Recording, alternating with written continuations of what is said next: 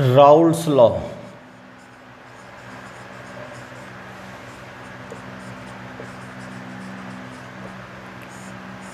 Raoul's law क्या है? At constant temperature vapour pressure of solution containing non volatile solute is directly proportional to mole fraction of solvent X A,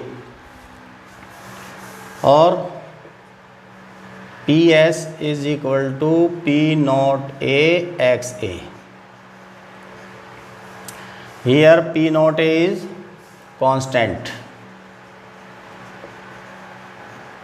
which is called vapor pressure of pure solvent। अब देखो pure solvent में mole fraction x ए क्या होगा? 1। तो जब ये 1 होगा तो P S is equal to क्या आ जाएगा? P not a.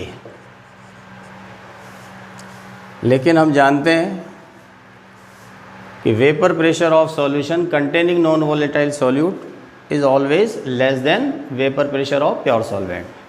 Y? Because in solution mole fraction of solvent is less than 1। अब लेस देन 1 से किसी भी वैल्यू को अपन मल्टीप्लाई करेंगे पी नॉट ए को, सपोज मल्टीप्लाई बाई 0.3। 0.3 क्या है? मोल fraction of solvent in solution. तो क्या आ जाएगा? 0.3 पी नॉट ए। ये क्या है? लेस देन है किससे? पी नॉट ए से। तो हमेशा क्या होगा? ऐसा सॉल्यूशन जिसमें नॉन वोलेटाइल सॉल्यूट ऐड है उसका वेपर प्रेशर प्योर सॉल्वेंट से कम होगा। ठीक है। अब देखो P S is equal to P not A 1 minus X B. X A को कैसे लिख सकते हैं अपन? 1 माइनस एक्स बी। और P S is equal to P not A minus P not A into X B. ठीक है। इस टर्म को इस तरफ ले लीजिए। P not A X B is equal to P not A minus P S, और X B is equal to P not A minus P S upon P not A. ये एक रिलेशन आ गया। अब देखो पी नॉट ए क्या है? Vapour pressure of pure solvent. P S क्या है? Vapour pressure of solution containing non volatile solute. तो ये जो डिफरेंस है इसको अपन क्या बोलते हैं? Del P. डेल पी क्या है? Lowering of vapour pressure. और पी नॉट ए, तो whole term is called relative lowering of vapour pressure. और डेल पी क्या है? Lowering of vapour pressure. तो in other words we can say relative lowering of vapor pressure of a solution containing non-volatile solute is equal to, not directly proportional to, क्या? equal to mole fraction of solute। तो ये भी Raoult's law का second statement है। ठीक है। ये relative lowering of vapour pressure किसके इक्वल है? मोल फ्रैक्शन ऑफ सॉल्यूट। अब ये तो केस कौन सा है? जिसके अंदर सॉल्वेंट वोलेटाइल है और सॉल्यूट नॉन वोलेटाइल है। अब अपन ये केस ले रहे हैं जिसमें दोनों वोलेटाइल है। Solution containing 2 volatile liquids A and B. तो देखो according to Raoult's law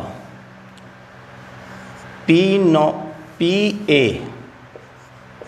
is equal to, P A क्या है? Vapour pressure of liquid A in solution, या partial vapour pressure of A. क्या हो जाएगा राउल्स लॉ के according? P not A into X A. And similarly partial vapour pressure of B is equal to P naught B into X B. P not A क्या है? Vapour pressure of pure liquid A. ये किसका है? Vapour pressure of pure liquid B. ठीक है, तो total vapour pressure of solution बोलो या टोटल क्या आ गया? P A plus P B. यानी कि अगर दोनों लिक्विड होंगे और दोनों वॉलेटाइल होंगे तो टोटल वेपर प्रेशर क्या आएगा? Sum of the partial pressure of A and B. तो देखो P total is equal to P not A X A plus P not B X B. ठीक, या P not A X A plus P not B X B को कैसे लिख सकते हैं? 1 minus x A. तो P total vapour pressure P not A X A plus P not B minus P not B X A. ठीक है, तो total vapour pressure क्या हो गया? देखो P not A X A और P not B X B, इन दोनों में से एक्स ए कॉमन ले लो तो क्या आएगा? P not A minus P not B X A. ठीक है, प्लस P नॉट बी। ये अपने पास एक फार्मूला आ गया जो यूज़ करना है अपने को कहाँ पर? जब दोनों लिक्विड वॉलेटाइल हों। दोनों ये लिक्विड कैसे हों? वॉलेटाइल हों। अब इसका एक ग्राफ है, वो देखो।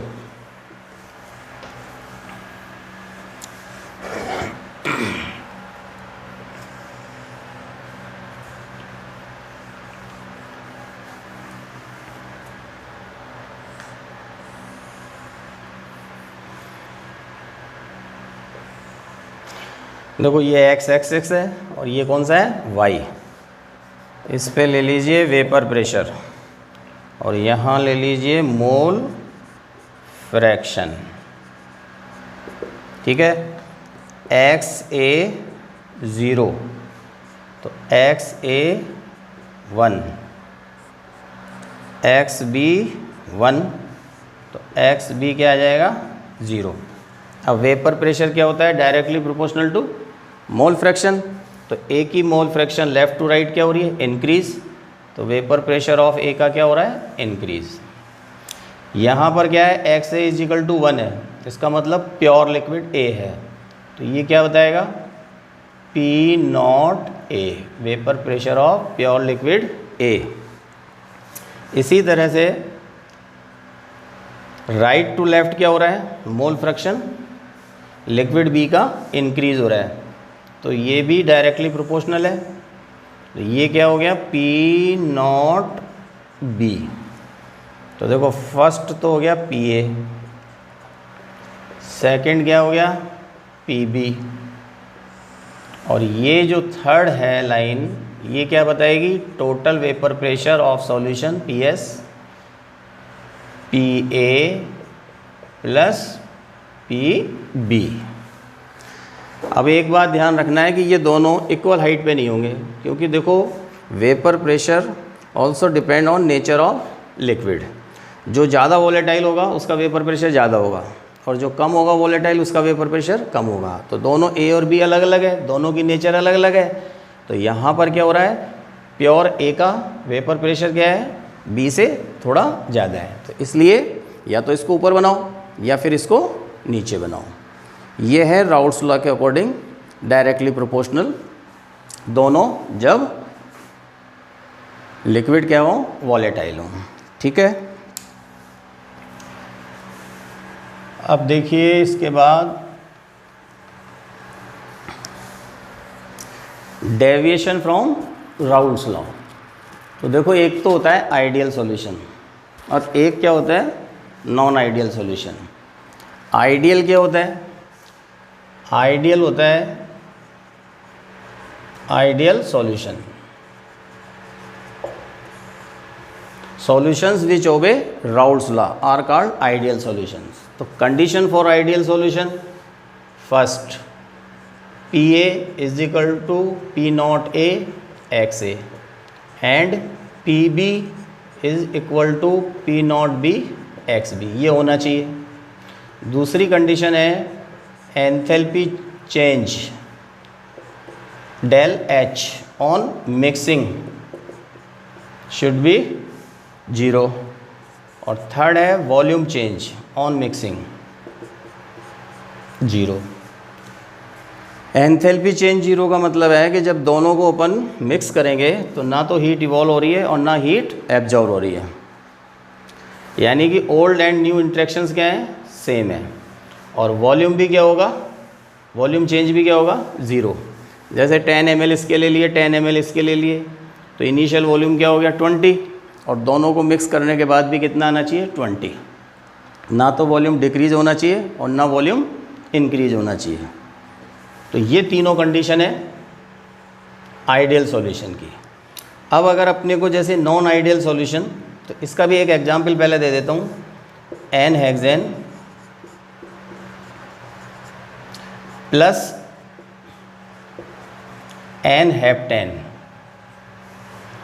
इन दोनों को मिक्स करेंगे तो कौन सा सॉल्यूशन बनेगा, आइडियल सॉल्यूशन, क्योंकि इसमें इंडिविजुअल इंटरेक्शंस और मिक्स करने के बाद कंबाइंड इंटरेक्शंस का मैग्नीट्यूड क्या है, सेम आएगा। अब आता है नॉन आइडियल सॉल्यूशन। तो देखो जो नॉन आइडियल सॉल्यूशन है वो क्या हो गया, solutions do not obey Raoult's law are called non ideal solutions. तो उसमें जो कंडीशन आएगी P A is not equal to P not A X A, sorry P A is not equal to P not A X A and P B is not equal to P naught B X B and del H on mixing is not equal to 0 और volume change भी 0 नहीं आएगा। ठीक है, अब ऐसा क्यों हो रहा है? तो देखो जब कोई चीज़ इक्वल नहीं है तो दो बातें हो गई, या तो ग्रेटर देन होगी या फिर लेस देन होगी। तो इसमें दो केस हैं नॉन आइडियल में। फर्स्ट तो क्या है, solutions showing positive deviation from Raoult's law, और सेकंड क्या है, solutions showing negative deviation from Raoult's law. तो फर्स्ट अपन ले रहे हैं पॉजिटिव डेविएशन। कौन सा ले रहे हैं, पॉजिटिव डेविएशन। तो पॉजिटिव डेविएशन की कंडीशन क्या आएगी,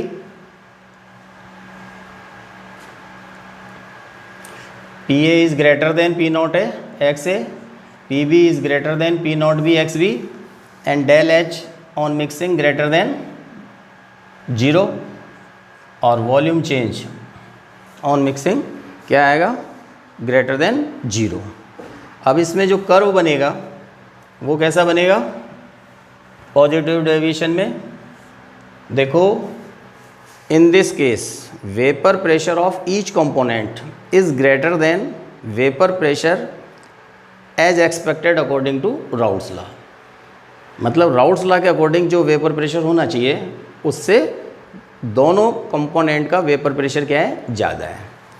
तो ये तो राउल्स लॉ है, और पॉजिटिव डेविएशन में अपन ऐसा बनाएंगे, थोड़ा सा ऊपर बनेगा ये। ठीक है,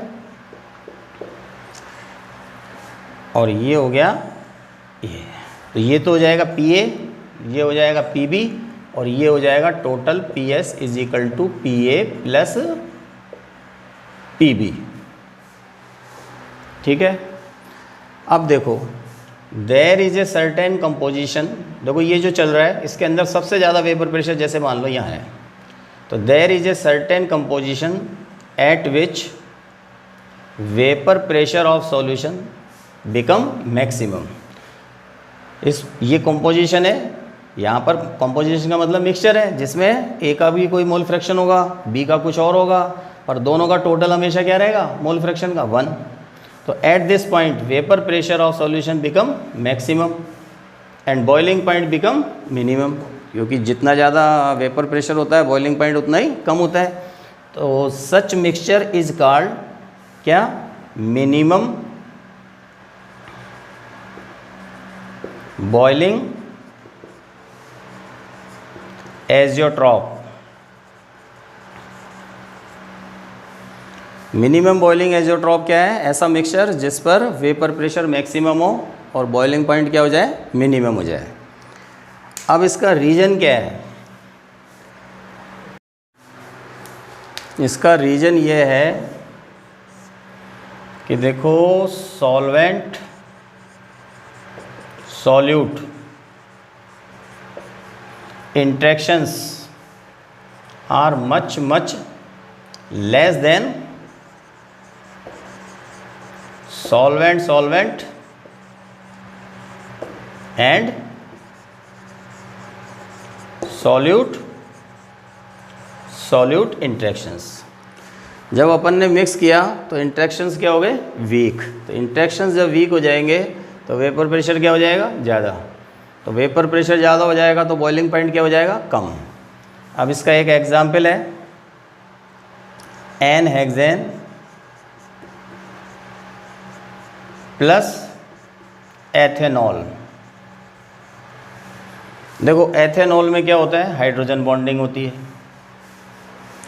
जब एन हेक्सेन और एथेनॉल को मिक्स करते हैं तो एथेनॉल मॉलिक्यूल्स के बीच में कौन से मॉलिक्यूल आ जाएंगे, एन हेक्सेन। तो हाइड्रोजन बॉन्डिंग जो है पहले थी, बाद में मिक्स करने पे नहीं होगी। तो इंट्रैक्शंस क्या हो जाएंगे, वीक, और वेपर प्रेशर क्या हो जाएगा, ज़्यादा, और बॉइलिंग पॉइंट क्या हो जाएगा, कम। ठीक है। इसी तरह से नॉन आइडियल में एक होता है नेगेटिव डेविएशन। नेगेटिव डेविएशन की कंडीशन क्या हो जाएगी, लेस देन। और ये जो ग्राफ बनेगा वो कैसा बनेगा, नीचे से बनेगा इसमें। ठीक है, ये टोटल हो गया। यहाँ पर क्या होगा, जहाँ पर सबसे कम हो, तो देखो there is a certain composition at which vapour pressure of solution become minimum and boiling point become maximum. तो इसको अपन क्या बोलेंगे, मैक्सिमम बॉइलिंग एजियोट्रॉप। ठीक है। और इसका रीजन क्या हो जाएगा, उसका जस्ट रिवर्स करना है अपने को, solvent solute interactions much greater than solvent solvent and solute solute. ठीक है। देखो in this type of solution vapour pressure of each component is less than vapour pressure of as expected according to Raoult's law. Example, acetone CH3COCH3 plus chloroform. Chloroform का formula क्या होता है, CHCl3। अब देखो इसमें भी हाइड्रोजन बॉन्डिंग नहीं है और इसमें भी हाइड्रोजन बॉन्डिंग नहीं है, लेकिन दोनों को मिक्स करने से क्या आ जाता है, इन कम hydrogen bonding come into existence. तो इंट्रैक्शंस क्या हो गए, इंक्रीज, और वेपर प्रेशर कम हो गया और बॉइलिंग पॉइंट ज़्यादा हो जाएगा। ठीक है। Now next topic will be discuss tomorrow.